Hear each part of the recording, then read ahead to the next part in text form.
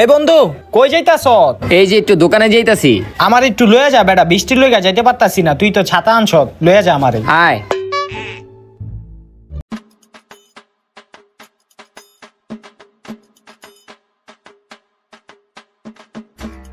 ঠিক আছে বন্ধু, তুই যা, আমি বাসে যাই গা। আচ্ছা।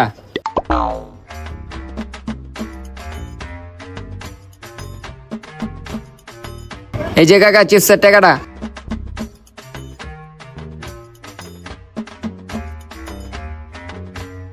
হ্যাঁ রে বাইরে অনেক বৃষ্টি, ছাতাটা এদিকে রাহি, ছাতাটা না থাকলেই ভিজে যেতাম গা। বুইয়া চিপসটা খাই, একটু ফেসবুকে ঢুকি।